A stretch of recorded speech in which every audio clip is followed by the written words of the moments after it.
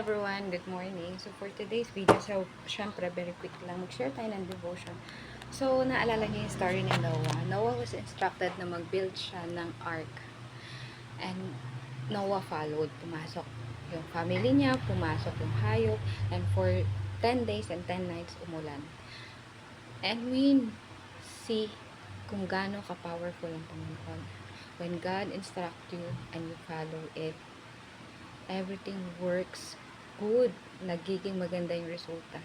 So we here on earth, as we live as a believer of Christ, believer of Jesus, we continue to believe in God just like what Noah did. Nagpatuloy lang siya na magtiwala sa ating Panginoon for 40 days and 40 nights. Nandun yung worry, nandun yung doubt, but still Noah chose to believe. Because kung hindi naniwala si Noah in the middle, or sa simula, or sa middle, or at hanggang papunta na sa almost dulo, there is a possibility na mag-give up na. But Noah, since Noah believed in Jesus, in God, everything works perfectly according to the will of the Lord.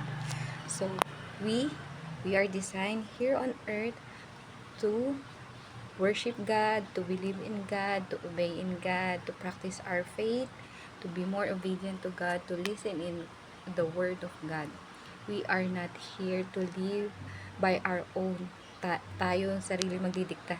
It is God who dictates our life. Minsan,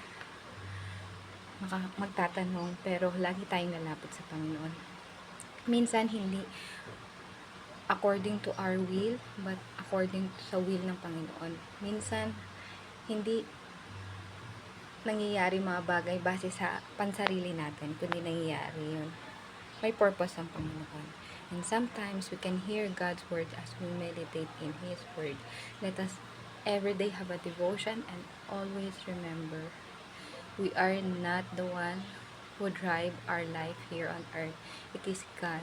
We have to obey God. Kung ang driver nga, pinagkakatiwalaan natin na papupunta tayo sa ating patutunguhan, sa papupuntahan natin. Ang Diyos pa ba magkaka-doubt pa ba tayo? Hindi pa ba natin siya pagkakatiwalaan? We should trust in the Lord and obey His commandments as we believe in God is powerful. So that's it. See you in my next video. Bye and God bless.